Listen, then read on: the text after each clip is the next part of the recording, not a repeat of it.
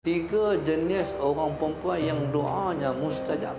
Yang pertama, doa ibu kepada anak lelaki ke perempuan. Yang kedua, Allahumma salli ala sayyidina Muhammad, doa isteri pada suami mustajab. Yang ketiga, doa anak perempuan pada ayah dia. Ini tiga orang perempuan yang doanya mustajab. Beruntunglah orang yang mendapat ketiga-tiga doa ni. Kalau doa seorang ibu, dia berdoa kat kita waktu dia hidup, dia mati pun doa tu tetap berpanjangan, tak ada tarikh luput. Makbul. Ni doa mak. Sebab tu setiap ibu, Allahumma salli ala sayyidina Muhammad, jangan putus asa terhadap macam mana pun anak dia, doa je. Dia pegang doa yang mustajab. Tu doa seorang ibu. Yang kedua, doa seorang isteri kepada suami. Dia tak suami dia macam mana, dia jangan tinggal, cuma dia kena konsisten. Doa.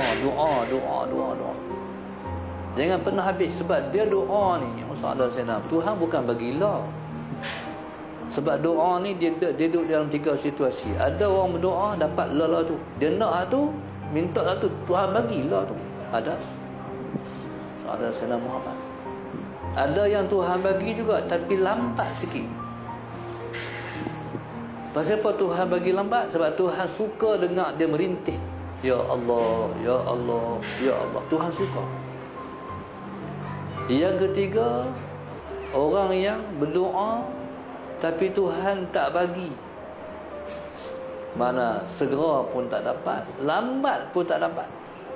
Orang ni Tuhan bagi pahala di akhirat. Pahala tunggu dia. Satu orang, dia berdoa di dunia tak pernah dapat. Dia sampai-sampai di hadapan Allah Subhanahu Wa Taala, dia tengok gunung pahala. Ketika itu Allahumma salli ala sayyidina Muhammad, dia kata, ya Allah, gunung pahala ni, gunung-gunung ni, pahala apa? Tuhan aku banyak sangat ni. Pahala sampai bergunung-gunung. Allahumma salli ala sayyidina Muhammad. Allah kata kat dia, itulah pahala hang doa di dunia hari itu aku tak kabul. Itulah pahala dia. Tahu waktu tu dia kata, ya Allah Tuhanku, pulangkan aku ke dunia balik, aku nak doa tapi engkau jangan kabul. Dunia ada lagi waktu tu? Ada lah. Permintaan mustahil. Jadi subhanallah, Allahumma salli ala sayyidina Muhammad, jadikan doa wajib. Sebab seorang ibu doa ke anak-anak. Dan jadikan doa wajib sebagai seorang isteri kepada suami.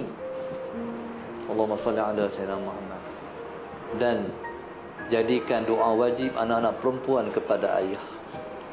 Jadi subhanallah, tu doa mustajab. Sebab tu ayah-ayah, kalau dia ada masalah, dia panggil anak perempuan, kakak doa ke ayah. Ayah ada masalah, makbul.